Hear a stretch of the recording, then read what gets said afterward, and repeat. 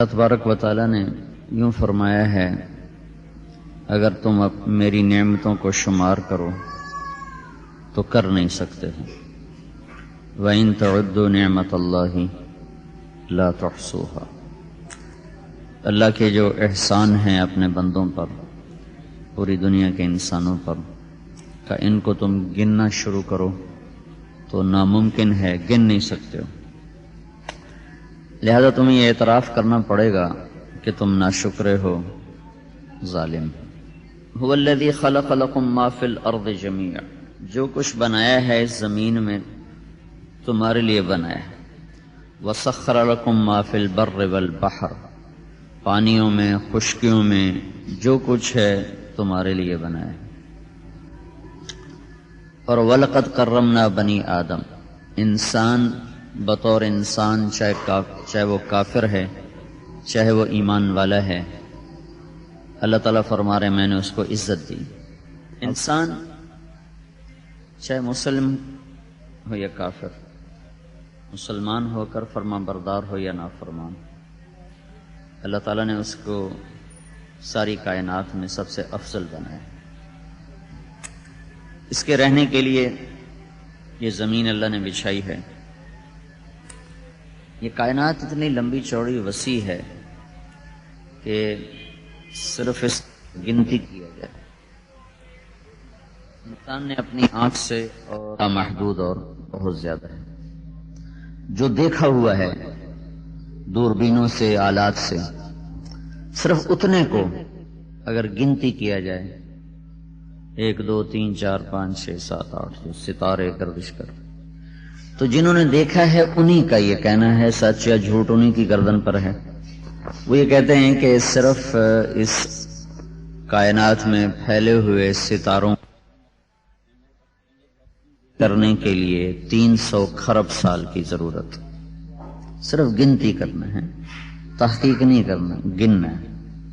تو یہ کتنی لمبی چوڑی کائنات اللہ تعالیٰ نے بنائی،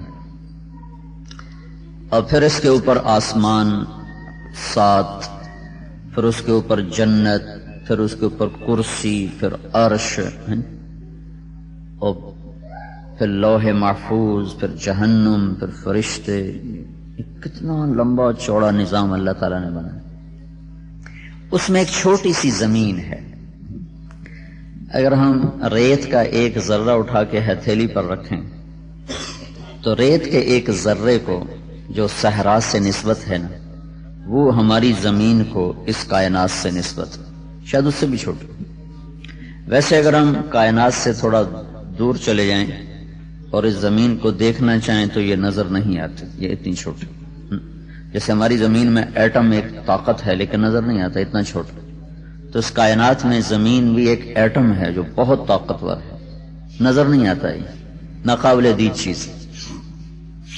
جب اللہ تعالیٰ نے بتایا کہ میں نے اس ساری کائنات کو کتنے دن میں پیدا کیا ہے، تو ہمیں پتہ چلا کہ 6 دن میں بنایا ہے۔ ان ربکم اللہ الذی خلق السماوات والارض فی 6 ایام، تمہارا رب اللہ ہے جس نے زمین، آسمان سب کچھ 6 دن میں بنایا۔ تو ان 6 دن میں ہماری زمین بھی بنی ہے، پھر اس میں 7 آسمان بھی بنے ہیں، جنت بھی بنی ہے، کرسی بھی ہے، عرش بھی ہے، لوح بھی ہے، جہنم بھی ہے، یہ ستارے، سیارے، یہ سب کچھ بنا ہے۔ تو اس لحاظ سے ہماری زمین پر زیادہ سے زیادہ 2 سیکنڈ لگنے چاہیے تھے، 1 سیکنڈ، 10 سیکنڈ، چلو 1 منٹ لگا لو، 1 منٹ اللہ زمین کو دے دیتا۔ 6 دن کو اگر ہم تقسیم کریں اس ساری کائنات پر تو ہماری زمین کو حصے میں 1 منٹ مل جائے گا، 2 منٹ مل جائیں گے، 10 منٹ مل جائیں گے۔ لیکن میں ایک دفعہ قرآن پڑھتے ہوئے اس طرف میرا ذہن گیا تو میں بہت حیران ہوا، جب اللہ تعالیٰ نے یہ کہا کہ میں نے تمہاری اس ساری کائنات میں 6 دن لگائے ہیں اور تمہاری زمین اکیلی پر 4 دن لگائے ہیں۔ 4 دن میں صرف تمہاری زمین بنائی ہے اور 2 دن میں باقی ساری کائنات بنا تھی۔ میرے ذہن میں یہ تھا اس آیت پر غور کرنے سے پہلے کہ ہماری زمین پر زیادہ سے زیادہ 1 2 منٹ، 1 2 سیکنڈ لگے ہوں گے، لیکن جب قرآن کی آیت کی طرف ذہن گیا تو میں بالکل چکر کھا گیا کہ ساری کائنات، عرش جیسی مخلوق، جنت جیسی مخلوق 2 دن ٹوٹل، اور یہ چھوٹا سا 24,000 کلومیٹر، صرف 24,000 کلومیٹر 4 دن۔ قل اَإِنَّكُمْ لَتَكْفُرُونَ بِالَّذِي خَلَقَ الْأَرْضَ فِي يَوْمَيْنِ وَتَجْعَلُونَ لَهُ أَنْدَادًا ذَلِكَ رَبُّ الْعَالَمِينَ۔ آپ ان سے پوچھو تم کس رب کی نافرمانی کر رہے ہو جس نے تمہارے لیے زمین کو 2 دن میں تیار کیا، اس کا سٹرکچر اور ڈھانچہ تیار کیا، 2 دن اس میں لگائے، صرف اس کا خول بنانے میں اللہ تعالیٰ نے 2 دن لگائے۔ پھر اس کے بعد وَجَعَلَ فِيهَا رَوَاسِيَ مِن فَوْقِهَا، پھر پہاڑ، وَبَارَكَ فِيهَا، پھر اس میں برکتیں، وَقَدَّرَ فِيهَا أَقْوَاتَهَا، پھر اس میں پانی اور معدنیات اور گیسز اور پیٹرول اور پتہ نہیں کیا کچھ، فی یومین ہے، وقدر فیہا اقواتہا فی 4 ایام، 2 دن لگائے اس کو بھرنے میں اور 2 دن لگائے اس کو بنانے میں، تو اللہ نے کہا کتنے دن بن گئے؟ فی 4 ایام سواء للسائلین۔ غور سے سنو، میں نے 4 دن میں تمہاری دھرتی کو بنایا، اور یہ اتنا سا گیند ہے۔ پھر کیا کیا؟ ثم استوى الى السماء، پھر میں نے آسمانوں کی طرف توجہ کی، وہی دخان، ایک دھوپ تھا۔ پھر میں نے ان سے کہا ایتیا طوعا وکرہن، جھکو، قالتا اتینا طائعین، و جھکے، فقضاہن 7 سماوات، پھر میں نے 7 آسمان بنائے۔ 7 آسمان، پہلا آسمان، اب آپ اس کی وسعت کا اندازہ لگائیں کہ یہ جو ہماری ہے نا کہکشائیں، کھربوں کی تعداد میں، کہکشاں کہتے ہیں ستاروں کے مجموعے کو، مختلف مجموعے ہیں وہ ایسے چل رہے ہیں۔ تو جس کہکشاں میں ہمارا سورج، ہماری زمین ہے، یہ 17 اکٹھی چل رہی ہیں، 17 کہکشائیں اکٹھی چل رہی ہیں۔ یہ جو 17 کہکشائیں ہیں، ان کا جو فاصلہ ہے نا وہ ہے 20 لاکھ لائٹ ایئر، نوری سال۔ 20 لاکھ لائٹ ایئر کیا ہوتا ہے کہ اگر اس کے ایک کنارے سے ہم روشنی کی رفتار سے سفر شروع کریں، یعنی 1,86,000 میل فی سیکنڈ، اس رفتار سے ہم سفر شروع کریں اور 20 لاکھ سال ہم سفر کرتے رہیں تو تب جا کر دوسرے کنارے پر پہنچیں گے۔ اور یہ چھوٹا سا پیمانہ ہے، چھوٹا سا، اور ایسی کوئی 10 کھرب سے زیادہ کہکشائیں حرکت میں ہیں۔ آسمان کی چھت اس کے اوپر ہے تو کتنی بڑی بلا بنا، وہ آسمان کتنا بڑا بنا جس نے اتنے بڑے ستاروں کو چھت دی ہوئی ہے۔ جو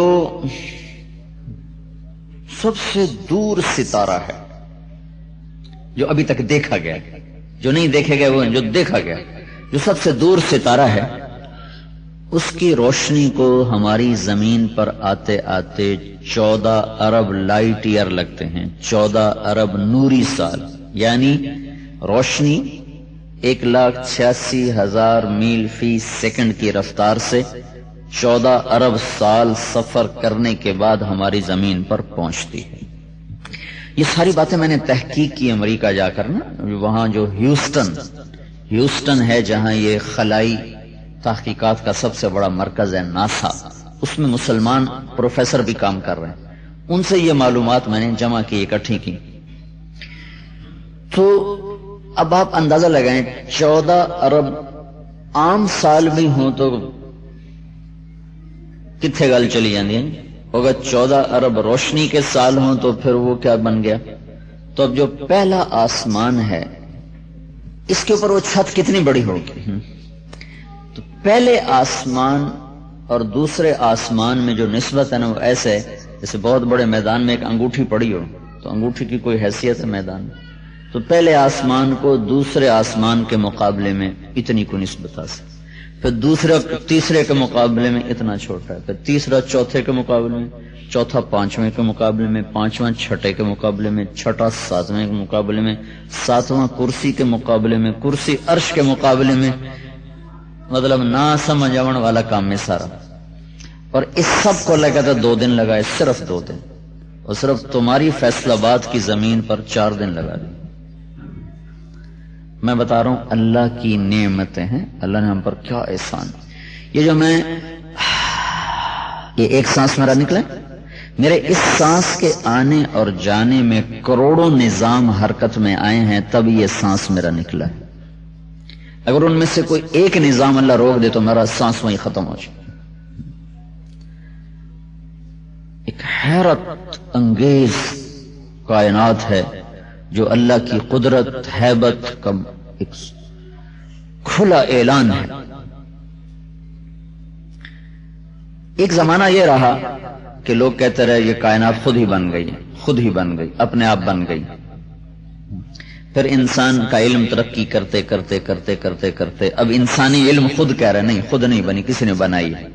کس نے بنائی ہے یہ ان کو پتہ نہیں، یہ ہم نے بتانا تھا، یہ مسلمان نے بتانا۔ مسلمان کو پتا ہے کہ اللہ نے بنائی، اور اللہ نے کسی مقصد کے لیے بنائی، امتحان کے لیے سب کچھ بنایا ہے۔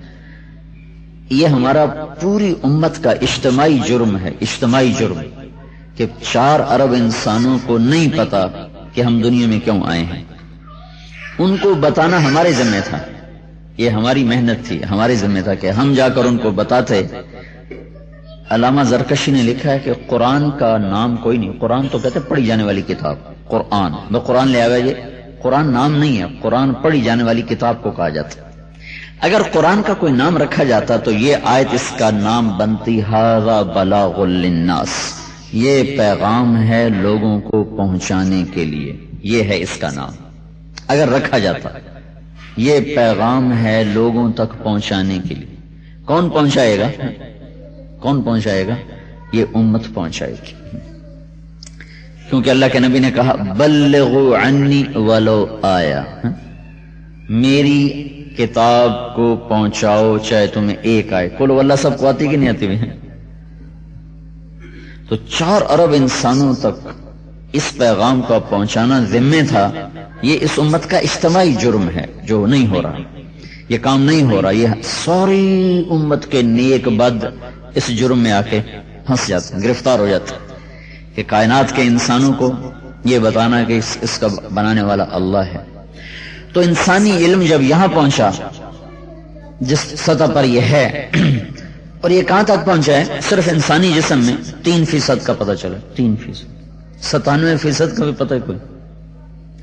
تو انسان ایک سیل تک پہنچا ہے، ایک سیل تک۔ وہ سیل 1 ملی میٹر کمزور نظر والے کو نظر ہی نہیں آتا۔ 1 ملی میٹر اتنا چھوٹا ہوتا ہے کہ وہ کمزور نظر والے کو دکھائی نہیں دیتا۔ اگر اس کے 1000 حصے کیے جائیں تو 1000واں حصہ تو آنکھوں سے غائب ہو جائے گا۔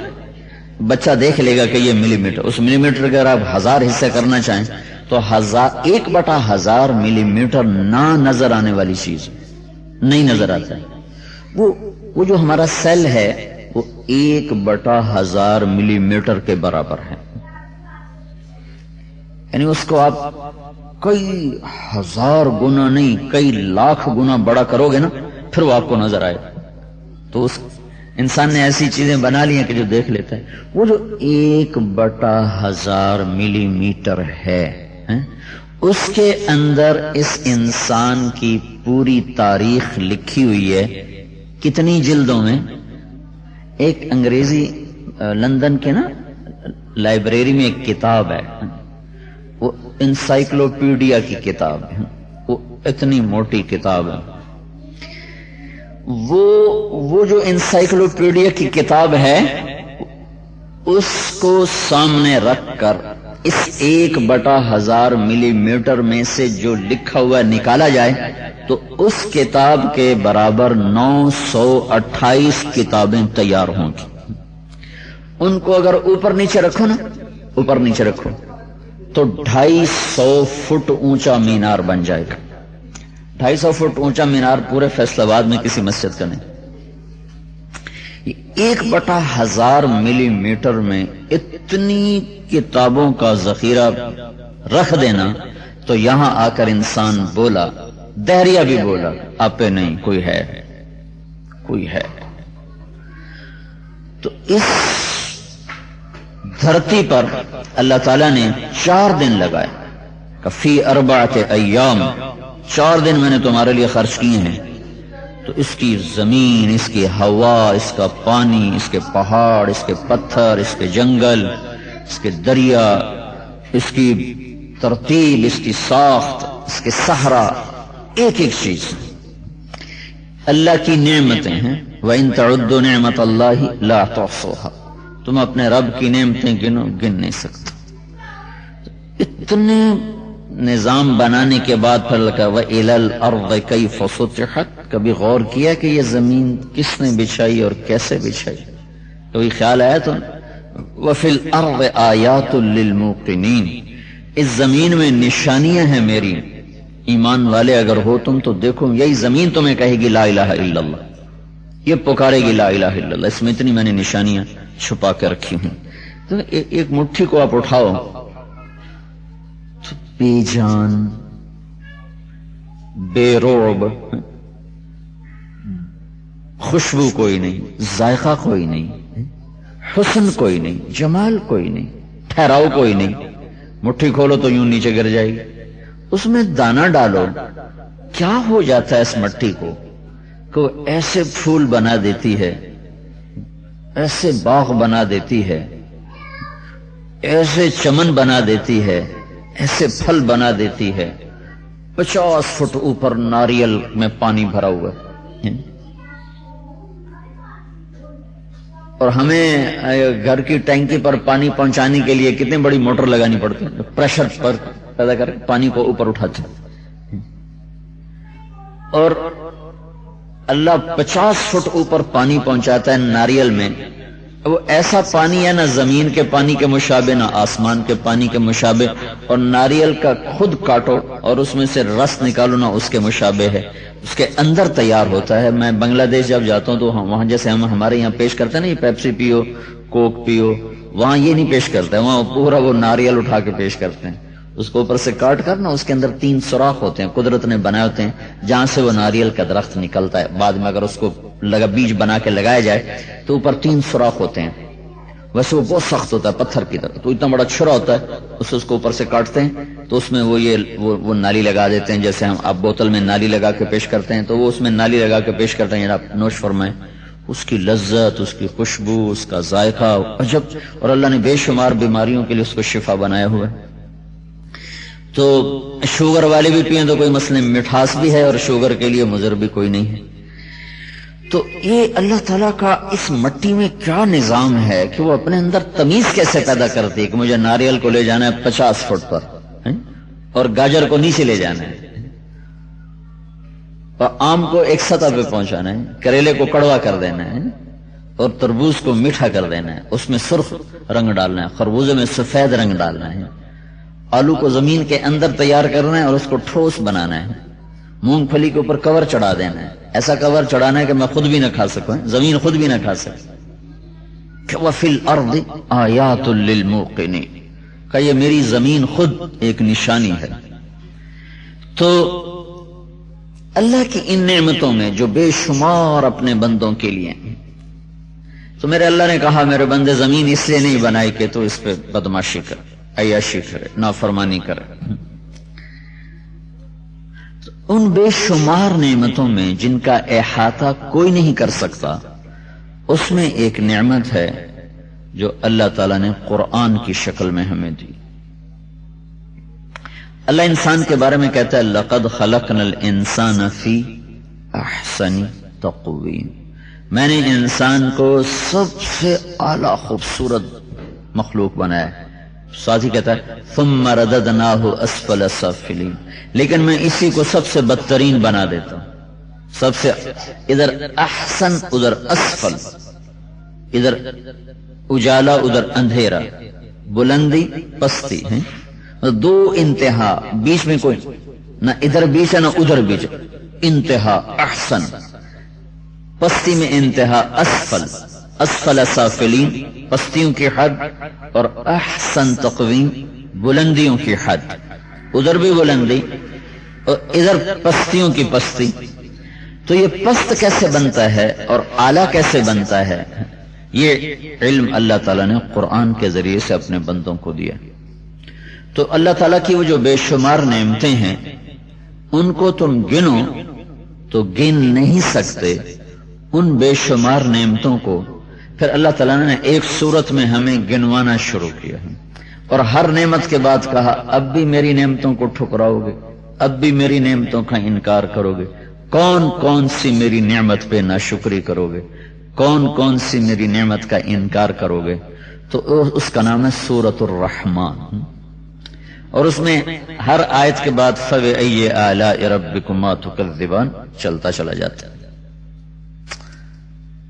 تو اس کو کہتے ہیں عروس القرآن, قرآن کی دلہن. سورہ رحمان کو کہتے ہیں قرآن کی دلہن. اور یہ شروع ہی ہو رہی ہے الرحمن, اس کا تعارف ہو رہا ہے الرحمن. ان المتقین فی جنات و نہر, پچھلی صورت. تقوی والے جنت میں ہوں گے, نہروں میں ہوں گے. فی مقعد صدق, بڑا عالی شان مقام ہے. عند ملیک مقتدر, بہت بڑے بادشاہ طاقتور اقتدار والے کے مہمان ہوں گے. بڑے آدمی کا مہمان بھی تو موجیں کرتا نہیں. بادشاہوں کے مہمان جا کے بنو تو اپنے شایان شان آپ کی مہمانی کریں گے, آپ کے شایان شایان آپ کا استقبال کیا جائے گا. تو اوپر سورت ختم ہو رہی سورت قمر, اور سورہ قمر میں آخر میں اللہ تعالیٰ ارشاد, پہلے مجرمین کی بات آتی ہے کہ فلانے کو پکڑا, فلانے کو پکڑا, فلانے کو پکڑا, فذوقوا مس سقر, اور فحملنا علی ذات الواح ودسر, یہ پچھلی قوموں کے نام آ رہے ہیں. پھر آخر میں اللہ تعالیٰ ایمان والوں کو بتاتا ہے کہ وہ کہاں ہوں گے, کفی جنات, بڑے عالی شان باغات, اور کہاں ونہر, اور نہریں, ایک نہر نہیں انہار ہیں. یہ کہاں ہیں, فی مقعد صدق, یہ دھوکے کا گھر نہیں, یہ سچائی کا گھر ہے. دنیا کو کہا دار الغرور, اور اس سے کہا مقعد صدق. غرور کہتے ہیں دھوکے کو. جو کچھ آپ دیکھ رہے ہو نا, اس سب کو لگ رہا ہے یہ دھوکا ہے, ہر شے, اور موت پہ نظر آتا ہے کہ واقعی دھوکا تھا. اور اس کو آج کی سائنس نے ثابت کیا کہ یہ دھوکا ہے. اور اس کے مقابلے میں جو اگلا گھر ہے تو اللہ کہہ رہا مقعد صدق, وہ سچا کھرا, دھوکا نہیں, چھوٹا نہیں, کھرا گھر ہے. کس کے مہمان ہو وہاں, عند ملیک مقتدر, وہ بہت بڑا بادشاہ, وہ بڑے اقتدار والا ہے. وہ کون ہے, صرف چونکہ اتنا تعارف ہے نا, اور ذات کو پہچانا جاتا ہے صفات کے ساتھ, صفات کے ساتھ.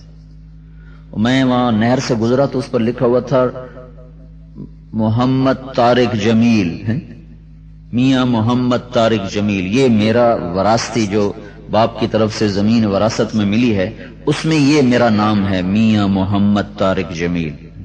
تو وہاں بھی لکھا ہوا ہے. تو میں کہا اتنی مشابت میں نے زندگی میں طارق جمیل تو کئی ملے, لیکن یہ پورا وراثتی نام اکٹھا ہو جائے پہلی دفعہ زندگی میں دیکھا. لیکن پہلے لکھا تھا ڈاکٹر, تو ڈاکٹر سے تمیز ہوگی کہ مولوی ہو رہے, ڈاکٹر ہو رہے, مولوی طارق جمیل ہو رہے تو ڈاکٹر طارق جمیل ہو رہے. تو ذات جو الگ ہوتی ہے نا, صفات سے الگ ہوتی. صفات کے ذریعے سے ذات میں تفریق ہوئے, اے ہو رہے, اے ہو رہے. تو یہاں چونکہ ایک اجمالی بات, بہت عظیم بادشاہ ہے اور بڑا طاقتور ہے. یہ کون ہے, کون کا, الرحمن. یہاں سے اگلی سورہ شروع, الرحمن. چونکہ ملیک اور مقتدر میں ہیبت تھی نا, جلال تھا. تو اگر تم کسی بڑے کوڑے آدمی کے مہمان بن جاؤ تو ایویں ساتھ تھوڑا سو کے رہنا, پتہ نہیں تھوک سٹی ہے کہ نہ سٹی ہے. نہیں, کوڑے بندے دے مہمان بنے ہیں, پانی پیوی کہ نہ پیوی, تو ایک ڈر رہنا تھا نا. تو اس لیے ملیک و مقتدر کے لفظ جلال کو بتاتے تھے, ہیبت کو بتاتے تھے, کبریائی کو بتاتے تھے. تو اللہ تعالیٰ نے پھر آگے اس کو مکمل کیا کہ وہ ہیبت والا, جلال والا, کبریائی والا کون ہے, کہ الرحمن. اس کا جلال اور ہیبت مجرموں کے لیے, اپنوں کے لیے نہیں ہے, فرما برداروں کے لیے نہیں ہے. کون ہے, الرحمن. الرحمن اللہ کے رحم کو بتانے میں سب سے طاقتور لفظ. اللہ کا نام رؤوف بھی ہے، حنان بھی ہے، منان بھی ہے، رحیم بھی ہے، کریم بھی ہے، جلیل بھی ہے۔ یہ سارے وہ نام ہیں جو اللہ تعالیٰ کی رحمت کو بتاتے ہیں، اللہ تعالیٰ کی رحمت کو بتاتے ہیں۔ مومن بھی ہے، السلام بھی ہے، المومن بھی ہے، اور خالق بھی ہے، باری بھی ہے، مصور بھی ہے، الغفار بھی ہے، الوہاب بھی ہے، الفتاح بھی ہے۔ یہ سارے نام اللہ تعالیٰ کے رحم کرم کو بتانے کے لیے ہیں، اور بہت سے معنی کے ساتھ۔ اللہ کے رحم کرم فضل کو بتانے میں سب سے طاقتور جو صفت اللہ کی ہے وہ ہے الرحمن۔ الرحمن میں جو رحمت ہے وہ اور کسی لفظ میں نہیں، لہذا ہم جب شروع کرتے ہیں نا تو کہتے ہیں بسم اللہ الرحمن الرحیم۔ قرآن کی پہلی سطر پر جب نظر پڑتی ہے تو لکھا ہوتا ہے بسم اللہ الرحمن الرحیم۔ اللہ کا جو پہلا تعارف ہے، اللہ کون ہے بھائی؟ اللہ کون ہے؟ تو اللہ رحمان، اللہ رحیم، دو رحمت کی صفتیں ساتھ ساتھ اللہ لے کر آئے۔ پھر رحمان میں جو مطلب اللہ تعالیٰ نے بیان کیا ہے اپنی رحمت کا، وہ کسی بھی رحمت کے اور صفت میں وہ مطلب نے رؤوف بھی ہے، رحیم بھی ہے، حنان بھی ہے، منان بھی ہے، دیان بھی ہے، اور کریم بھی ہے، جلیل بھی ہے، اور خالق بھی ہے، اور رب بھی ہے، اور فتاح بھی ہے، رزاق بھی ہے، یہ ستار بھی ہے۔ ان سب میں الرحمن اللہ کی رحمت کی تعبیر میں سب سے طاقتور لفظ، لہذا شروع ہی الرحمن سے ہوتا۔ بسم اللہ الرحمن الرحیم۔ تو جو وہ اللہ، وہ ملیک، وہ مقتدر جس کے تم مہمان جا کے بنو گے سچائی کے گھر میں، کھرے گھر میں، دھوکے گا نہیں کہ آج بنایا کل مر کے قبر میں چلے گئے۔ اب اس کے عباسی خلیفہ تھا وہاں، کیا نام تھا اس کا، منصور نے محل بنایا سنگ سفید اور بڑا علی شان، نام اس کا لکھ دیا، نام اس کا رکھا قصر الخلد۔ خلد جنت کا نام ہے، خلد اس کا نام رکھ دیا۔ جس دن وہ گھر مکمل ہو اس دن خود مر گیا۔ اللہ نے کہا میں اس کو دھوکے کا گھر بناتا ہوں، تو اسے جنت کی تشبیہ دیتا ہے، تو ہی آکا میرے کو تینوں ہک دے نہیں ران دے ہونا اسے۔ ایک رات تو بڑی بات ہے نا، ایک منٹ اس گھر میں نہیں ٹک سکتا۔ ادھر گھر مکمل ہوا، ادھر وہ مر گیا۔ تو یہ دھوکے کی جگہ ہے، وہ بقا کی جگہ ہے، اور وہاں تم مہمان ہو بڑے بادشاہ کے۔ وہ بادشاہ کون ہے؟ وہ الرحمن ہے۔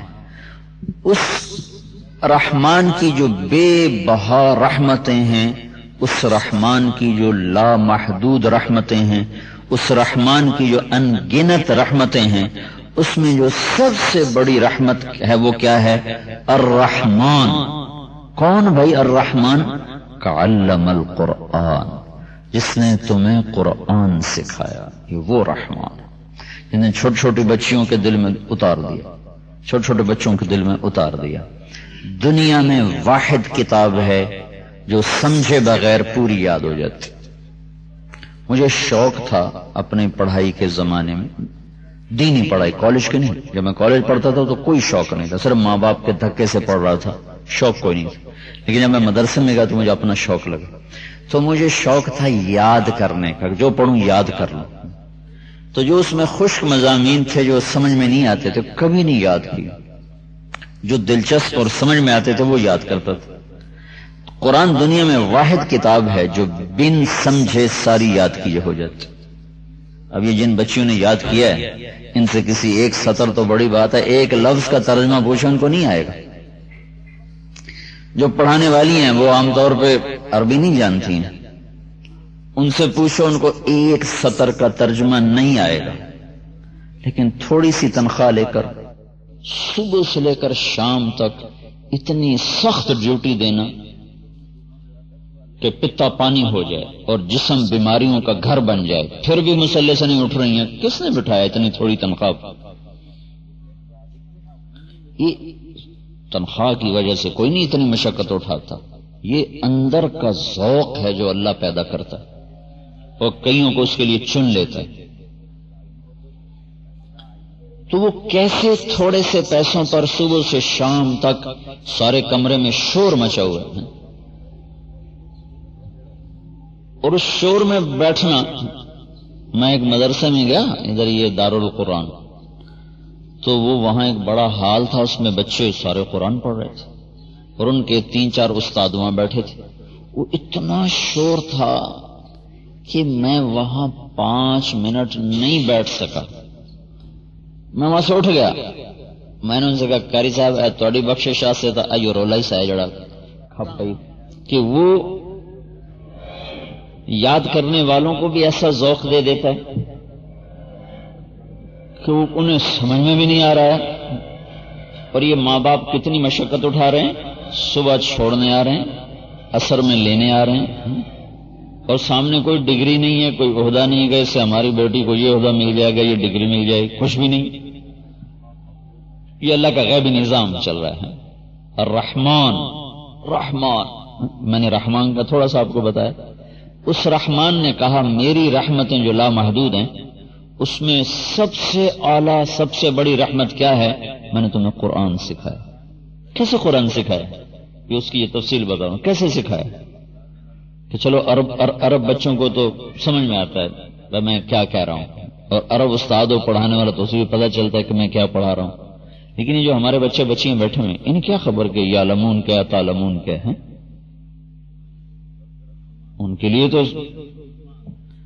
وہ مثال مشہور نہیں کہ وہ ایک پنجابی کی ہو گئی تھی عرب سے لڑائی، تو کہنے کا یار عرب بڑے چنگے بندے کہ میں گالی کڑی نے اس قرآن پڑھے، وہ بھی گالیاں نکال رہا تھا عربی میں، وہ عربی میں گالیاں نکال رہا تھا، وہ پنجابی میں نکال رہا تھا، تو آخر لگا عرب بڑے چنگے نہیں یار، میں انہوں گالی کڑی میں نے قرآن ہی پڑھتے سنائی گئی۔ تو ہمارے بچوں کے لیے تو برابر ہے، کیا خبر یہ کیا ہے؟ علم القرآن الرحمن، وہ رحمان، کون رحمان؟ جس نے تمہیں قرآن سکھا۔ کیسے سکھا دیا؟ کہ چھوٹے چھوٹے بچے خود دعائیں کر رہے ہیں اللہ مجھے حافظ بنا دے، ماں باپ کہہ رہے ہیں اللہ ہماری بچی کو حافظ، ہمارے بچے کو حافظ بنا دے، اور یہ قاری حضرات اور یہ معلمات یہ تھوڑی تھوڑی تنخواہوں پہ زندگی کھپا رہے ہیں کہ اللہ ہماری آخرت بن جائے اور یہ قرآن پڑھ لے۔ علم القرآن۔ اگر اللہ یہ رحمت ہٹا لے کون بیٹھے صبح سے شام تک، کون ڈیوٹی دے؟ اور صبح سے شام تک بچیوں اور بچوں کا شور کون سنے؟ کان پھٹتے ہیں۔ اور کیوں ماں باپ لینے آئے اور لینے جائیں؟ یہ علم القرآن الرحمن، کون رحمان کہ جس نے تمہیں قرآن سکھایا۔ اور اتنی بڑی کتاب زیر زبر کی غلطی کے بغیر یاد ہو جاتی۔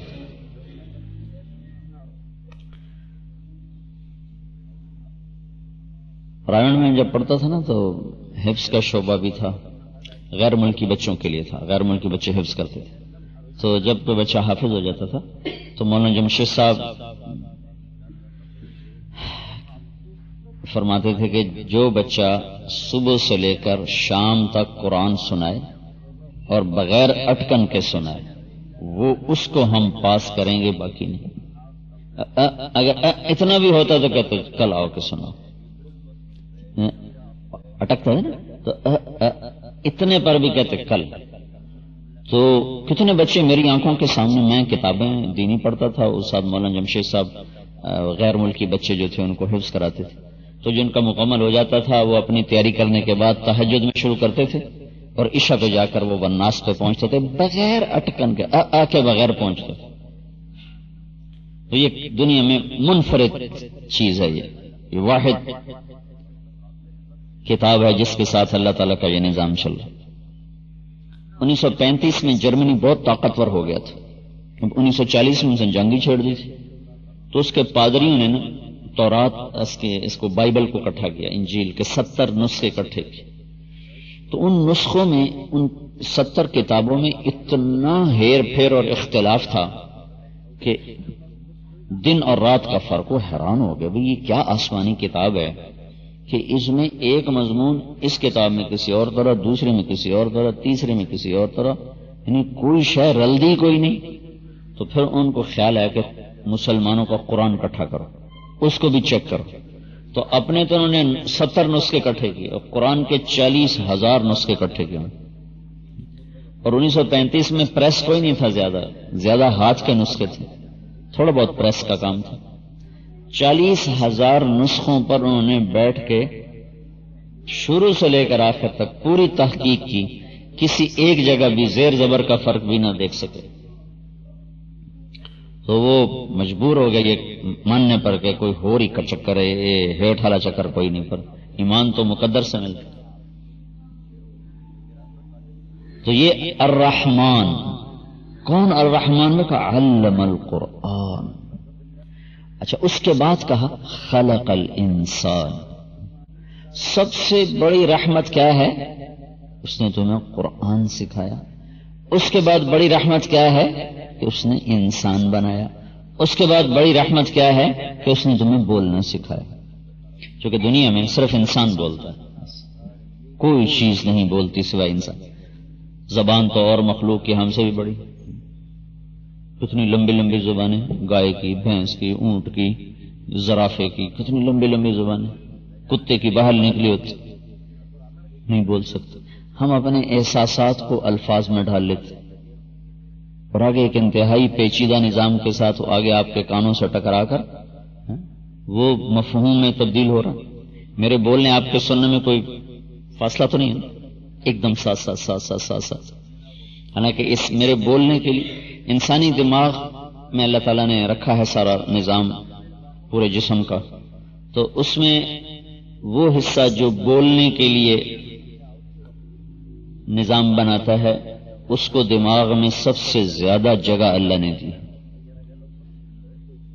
دیکھنے کے لیے بھی ایک جگہ ہے، سننے کے لیے ایک جگہ ہے، ذائقہ چکھنے کے لیے زبان پہ تو میٹھا ڈالو یا کڑوا، زبان کو کیا پتا، وہ تو پیچھے ایک پیغام جاتا ہے، وہ وہاں سے یہ پیغام لے کر آتا ہے کہ میٹھا کھایا ہے، کڑوا کھایا ہے، نمکین کھایا ہے.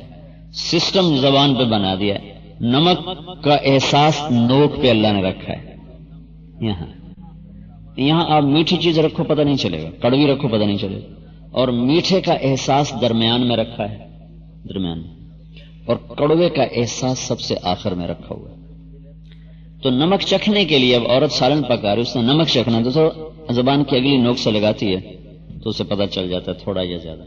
اگر اللہ تعالیٰ اس کو آخر میں رکھتا ہے تو ڈوئیاں تو پہلے آپ پیندیاں نا بار بار، تو پیچھے پتہ لگتا ہے لون تھوڑا یا زیادہ، ادھا شورا تو آپ پی جاؤنا یوں نا، صرف چکھنے میں.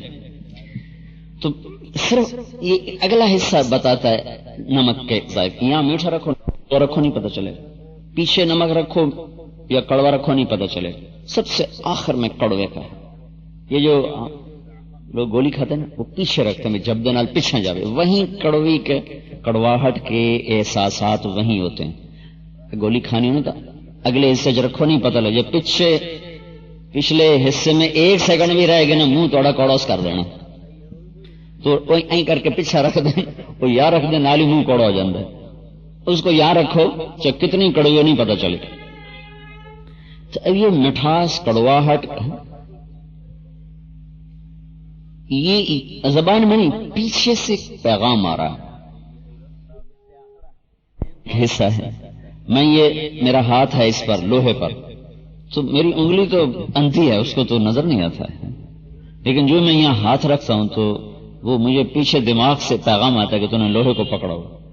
بیچ میں میری انگلی ایک تار کو بھی چھو رہی تو اس کے ساتھ الگ پیغام آ رہا ہے، نال تار ہوئی ہے. تو یہ سارے دماغ کے اندر اللہ نے نظام بنائے. اس میں بولنے کا جو حصہ ہے نا، جس سے میرے الفاظ کنٹرول ہو رہے ہیں، وہ سب سے زیادہ جگہ اللہ نے بولنے والے خانے کو دی ہوئی. تو الرحمن بڑی ذات ہے. رحمان، اس کی رحم کی سب سے بڑی چیز کیا ہے؟ علم القرآن، اس نے قرآن سکھایا. پھر کیا کیا؟ خلق الانسان، انسان بنایا. پھر کیا کیا؟ علمہ البیان، تمہیں بول سکھایا. پھر اس کی کیا؟ الشمس والقمر بحسبان، چاند سورج کو تمہارے لیے دن رات کا، سال مہینوں کا حساب بنانے کے لیے تیار کیا. النجم والشجر یسجدان، درختوں کو اور نباتات کو اپنے تابع کر کے تمہاری خدمت پہ لگا دیا. والسماء رفعها ووضع الميزان ألا تطغوا في الميزان وأقيموا الوزن بالقسط ولا تخسروا الميزان. آسمان کو بلند کیا اور اس میں ایک نظام عدل قائم کیا کہ کوئی چیز ادھر ادھر نہیں جاتی، تاکہ تمہارا ترازو بھی صحیح تولے اور تمہارے اخلاق بھی صحیح ترازو میں ہوں اور تمہاری زبانوں پر بھی عدل کا بول ہو، کسی کے دل آزاری کا اور کسی کے ساتھ سختی کا، بدتمیزی کا اور غصے میں پھٹ جانا اور خوشی میں اپنی حد سے آگے بڑھ جانا یہ نہ ہو، بلکہ تم بھی عدل اعتدال کے ساتھ چلو. والارض وضعها للانام، پھر زمین فیہا فاکہۃ پھل، والنخل ذات الاکمام، پھر تمہارے لیے اس نے کھجوریں لگائی ہیں اور پھل لگائے، اور پھر والحب ذو العصف والریحان، پھر تمہارے لیے بڑے خوبصورت پھول لگائے، پھر تمہارے لیے دانہ دانہ کے ساتھ بھوسا تمہارے جانوروں کے لیے، جانور تمہارے لیے. پھر کہا فبأي آلاء ربكما تكذبان، اب میرے رب کی کس کس نعمت کو جھٹلاؤ گے. پھر اس کے بعد اللہ آگے چلنا شروع ہو گیا ہر آیت کے بعد. جب دوزخ کا بیان، آگے 2 جنتیں ہیں اور پہلے جہنم کا ذکر ہے، پھر 2 جنتوں کا ذکر ہے. جنت کے 7 دروازے ہیں، جہنم کے 7 دروازے ہیں. تو فبأي آلاء ربكما تكذبان دوزخ کے ذکر میں 7 دفعہ آیا ہے. سنفرغ لكم أيها الثقلان سے لے کر هذه جهنم التي يكذب بها المجرمون يطوفون بينها وبين حميم آن فبأي آلاء ربكما تكذبان. یہ 7 دفعہ مکمل ہو رہا ہے. تو یہ قرآن بڑا خوبصورت کلام ہے، کیا عجب نظام ہے. تو جہنم کے 7 دروازے ہیں، تو یہاں دوزخ کے بیان میں فبأي آلاء ربكما تكذبان 7 دفعہ.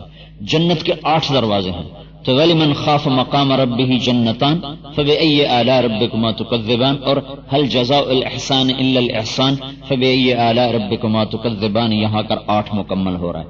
پھر وَمِن دُونِهِمَا جَنَّتَانِ فَبِأَيِّ آلَاءِ رَبِّكُمَا تُكَذِّبَانِ، اور متكئين على رفرف خضر وعبقري حسان فبأيّ آلاء ربكما تكذبان، یہاں 8 دفعہ مکمل ہو رہا ہے. تو جنت کے بیان میں جنت کے 8 دروازے ہیں، تو فبأيّ آلاء ربكما تكذبان 8 دفعہ آیا ہے. دوزخ کے 7 دروازے ہیں، تو فبأيّ آلاء ربكما تكذبان 7 دفعہ اللہ تعالیٰ نے بیان فرمایا ہے. تو اللہ تعالیٰ کی سب سے بڑی رحمت یہ ہے کہ اس نے قرآن سکھایا. اچھا، ترتیب تو یہ ہوتی کہ اللہ کہتا الرحمن خلق الانسان علم القرآن، یہ ہوتا کہ کون رحمان؟ جس نے انسان بنایا اور اس کو قرآن سکھایا. ترتیب تو یہ، انسان آتا پھر قرآن آتا. انسان پہلے آئے، قرآن بعد میں آیا. ہمارے نبی پہلے آئے، قرآن بعد میں آیا. پھر انسان پہلے موجود تھے، پھر ان کو قرآن سکھایا گیا. لیکن اللہ نے قرآن کا پہلے ذکر کیا، انسان کا بعد میں ذکر کیا. الرحمن کون؟ جی علم القرآن، جس نے قرآن سکھایا. پھر کا خلق الانسان، جس نے انسان بنایا اور اس کو سب سے اعلیٰ چیز دی علمہ البیان، جس نے اس کو بولنا سکھایا. تو سوری سورج چاند کو، زمین کو، آسمان کو، پھل کو، دانے کو، غلے کو، بھوسے کو، خوشبو کو، پھولوں کو اس کی خدمت کے لیے لگا دیا. تو وہ تو ٹھیک ہے، خلق الانسان کے بعد وہ سب کچھ آ رہا ہے نا، خلق الانسان اور پھر اس نے بھائی تمہارے لیے یہ بنایا، یہ بنائی، یہ تو ٹھیک ہے. لیکن یہاں نظر میں آتا ہے کہ ترتیب کم بے ترتیب ہو گیا. قرآن پہلے اس سے یاد کرنا مراد نہیں اور یاد کروانا مراد نہیں، بلکہ قرآن کے پیغام کو سیکھنا، قرآن کے پیغام کو سمجھنا اور قرآن کے پیغام کے مطابق عمل کرنا، یہ مراد ہے. اب ساری دنیا تو یاد نہیں کر سکتی اور ساری دنیا یاد کروا بھی نہیں سکتی. تو قرآن ہے کیا ہدل للناس، کہ یہ پیغام ہے اور تمہیں رہبری کرتا ہے. تم چلو گے تو تمہیں یہاں سے راستہ ملے گا. یہدی للتی ہی اقوم، یہ اس راستے کا تمہیں پتہ بتائے گا جس میں کوئی خطا نہیں، سیدھا راستہ ہے، صراط مستقیم. ان هذا القرآن یہدی للتی ہی اقوم. تو انسان وہی انسان ہے جس نے قرآن سیکھا. جس نے قرآن نہیں سیکھا وہ انسان نہیں. اب قرآن کا اتنا سیکھنا کہ پڑھنا آ جائے یہ تو فرض ہے ہر مسلمان مرد عورت پر. اسے یاد کرنا یہ عزت فضیلت کی بات ہے. جن سینوں میں اتر گیا وہ مبارک ہیں. اگر اس کے مطابق عمل رہا اور موت تک اسے بھلایا نہ اور اس کے مطابق عمل کیا تو خود بھی جنت میں جائیں گے اور اپنے ساتھ 10 ان لوگوں کو لے جائیں گے جن کے لیے جہنم کا فیصلہ ہو چکا ہوگا. کلہم قد استوجب النار، ان 10 آدمیوں کے لیے اللہ شفاعت کا حق دے گا جو جہنم میں جانے کا جن کے لیے فیصلہ ہو چکا ہوگا. لیکن قرآن کے مضامین پر عمل کرنا اور اس کی تعلیمات پر عمل کرنا یہ ساری دنیا کے مسلمانوں پر فرض عین ہے. اس لیے قرآن پہلے انسان بعد میں کہ جو قرآن سیکھا، سیکھنے سے مراد یاد کرنا نہیں ہے، سیکھنے سے مراد اس کا یاد کروانا نہیں، اس کی تعلیم کو اپنے اندر ڈھالنا، پوچھ کے علماء سے پوچھ کر، نیک لوگوں سے پوچھ کر، تو وہ تو ہے انسان. اور جو قرآن پر نہیں ہے وہ ہے غیر انسان، انسان ہو کر بھی انسانی جانور، جس کو اللہ تعالیٰ کہتا ہے اولئک کالانعام بل ہم اضل، یہ تو انسان نہیں ہے، یہ تو جانور ہے. انہم الا کالانعام، جانور کے سوا اور ان کی کوئی حیثیت نہیں. ان شر الدواب، یہ جانوروں میں سب سے بدترین جانور ہیں، صرف جانور نہیں بدترین جانور ہیں جنہیں قرآن کی تعلیمات کا علم نہیں ہے اور اس کے نور سے وہ محروم ہوئے ہیں، یہ سب سے بدترین طبقہ ہے. تو قرآن بطور تعلیم کے میری زندگی میں اترے، اس کے لیے یہ تبلیغ کا کام ہے. یہ صرف یاد کرنے سے قرآن پہ عمل نہیں ہوتا ہے.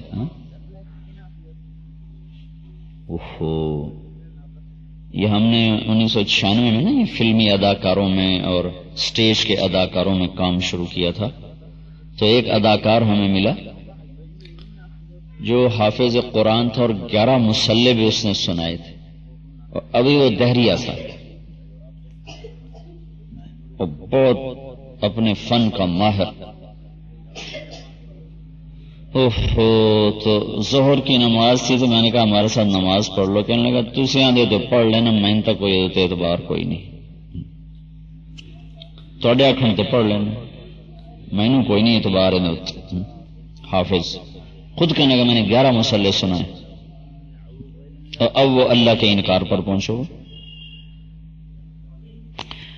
تو صرف یاد کرنے یا یاد کروانے سے زندگی میں قرآن نہیں آتا، یہ الگ محنت ہے جس سے آدمی قرآنی اخلاق میں ڈھلتا ہے اور قرآنی کردار. کیونکہ انسانی طبیعت میں عجب جذبات ہیں، ان کو قابو کرنا ایسا جیسے منہ زور گھوڑے کو لگام دینا.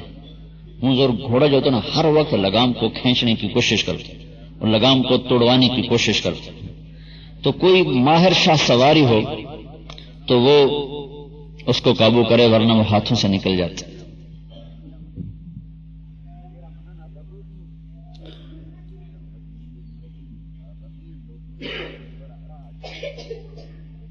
تو یہ جو تبلیغ کا کام ہے، اس میں نکلنا مردوں عورتوں کا، یہ اس قرآن کی تعلیم میں اپنے آپ کو ڈھالنے کی محنت ہے. کہ وہ ایمان بنتا ہے، اس وقت تبلیغ میں جانے سے ایمان بنتا ہے. ایمان کے بننے سے پھر ایک سرمایہ ہاتھ میں آتا ہے. جب پیسہ ہاتھ میں تو گھر خرید لو، گاڑی خرید لو. ایمان کا سرمایہ ہاتھ میں آتا ہے، پھر اس سے آپ سارے اعمال کو اپنے اندر لانا آپ کے لیے آسان ہو جاتا ہے. تو یہ جتنے مرد عورت آئے ہیں آپ سے یہ کہوں گا کہ کچھ وقت قرآن کے پڑھنے میں لگاؤ، اس کا ترجمہ تھوڑا تھوڑا پڑھو. اللہ نے میرے لیے اتارا ہے، آپ کے لیے اتارا ہے، ترجمے بے شمار دستیاب ہیں. اچھا ترجمہ لے کے تھوڑا تھوڑا مطالعہ کرو کیا کہتے ہیں. میری والدہ کا جب انتقال ہوا تو اس کے بعد میرے بھائی نے قرآن پڑھنا شروع. اس سے پہلے قرآن نہیں پڑھتا تھا، ڈاکٹر ہے. ان کے انتقال کے بعد اس نے قرآن پڑھنا شروع کیا ترجمہ. اس سے پہلے وہ دنیا کے پیچھے پڑا ہوا تھا، یہ ہو وہ ہو، اے ہونا چاہیے، اے ہونا چاہیے.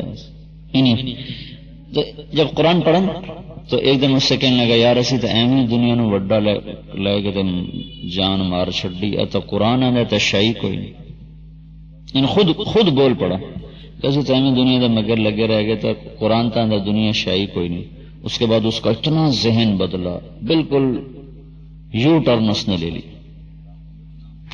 تو قرآن کے ساتھ کچھ لمحے آپ گزارا کریں، جن کو اللہ نے کچھ پڑھنے کا سلیقہ دے دیا ہے. اور اب ان پڑھ ہونا بھی ایک بہت بڑی تکلیف دہ چیز ہے. اگر آپ اخبار پڑھ سکتے ہیں، اردو رسالہ پڑھ سکتے ہیں، اور اردو ناول پڑھ سکتے ہیں تو آپ کچھ وقت قرآن کے ساتھ گزارا کریں، اور اس کی جو خاص طور پہ مکی صورتیں، جو صورتیں مکے میں نازل ہوئیں، ان کا مطالعہ کیا کریں۔ ایک رکوع روز پڑھ لیں، کیا زور لگتا ہے؟ کوئی اچھی اردو کی تفسیر، اس کو آپ روزانہ پڑھنا شروع کریں، یہ قرآن آپ کے اوپر ایک اثر چھوڑے گا۔ اس کی تعلیمات میں ایک سحر ہے، چونکہ کلام اللہ ہے، کلام اللہ۔ ہماری بدقسمتی ہے کہ ہر گھر میں اخبار پڑھا جاتا ہے، صبح صبح اٹھ کے پہلے مرد پڑھتے ہیں پھر عورتیں پڑھتی ہیں، لیکن قرآن نہیں پڑھتے کہ میں دیکھوں میرا اللہ مجھ سے کیا کہہ رہا ہے۔ حالانکہ اللہ نے عورتوں سے بھی خطاب کیا ہے، مردوں سے بھی خطاب کیا ہے، دونوں قوموں سے اللہ تعالیٰ مختلف جگہ، اور یا ایھا الذین آمنوا میں عورتوں سے بھی بات ہے، مردوں سے بھی بات ہے۔ اے ایمان والو، مرد عورت دونوں۔ ان المسلمین والمسلمات والمؤمنین والمؤمنات والقانتین والقانتات والصادقین والصادقات والصابرین والصابرات والخاشعین والخاشعات والمتصدقین والمتصدقات والصائمین والصائمات والحافظین فروجہم والحافظات والذاکرین اللہ کثیرا والذاکرات۔ یہ سارا مرد عورت مرد عورت مرد عورت کا کٹھا کٹھا اللہ تعالیٰ بیان کرتا چلا رہا۔ میرا اللہ مجھ سے کیا چاہتا ہے؟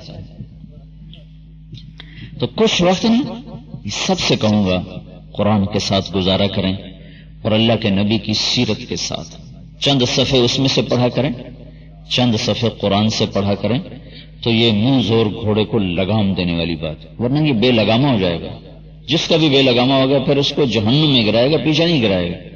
بچڑے جو کھڈے میں گر جاؤ تو ٹانگ بج گئی، باں بج گئی، چلو پیچھے بنا لی، جڑا لی، لیکن اگر یہ لگام چھوٹ گئی تو یہ جہنم کے کھڈے کے علاوہ اور کہیں نہیں گراتا۔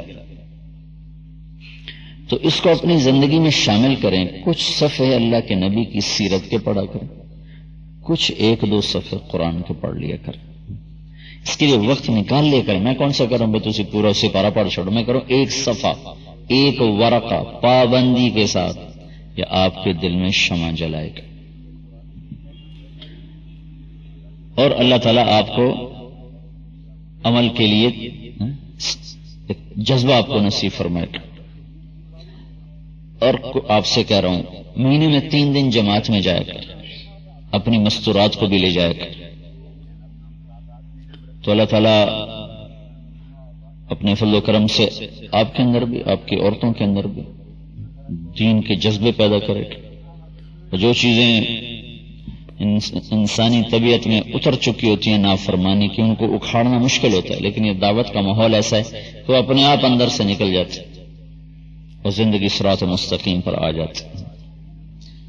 کیونکہ اس وقت اپنی نسل کو بچانا، جو اسکول دیکھو تو لڑکے لڑکیاں اکٹھے، بازار دیکھو تو مرد عورت اکٹھے، دفتروں میں جاؤ مرد عورت اکٹھے، یہ مرد عورت کا آزاد اختلاط یہ تباہی اور بربادی ہے۔ پردہ عورت کے لیے فرض ہے، جو بہت بڑا اللہ کا امر ہے، جس سے ہزاروں عیب برائیاں ختم ہو جاتی اور لاکھوں کروڑوں اچھائیاں جنم لیتی ہیں۔ لیکن چونکہ طبیعتیں آزاد ہو گئی ہیں، تو یہ وہ ضیاء الحق نے عورت کی گواہی کو آدھا کا قانون پاس کیا، تو مال روڈ پہ عورتوں نے جلوس نکالا، اللہ کے قرآن کے خلاف ہی۔ کہتے ہیں میں حکومت سے دین نہیں آتا ہے، دین تو اندر کے جذبوں سے پیدا ہوتا ہے۔ تو اللہ چونکہ تربیت نہیں ہوئی نا، ویسے ٹھونک دیا تو وہ بغاوت پر آ گئی۔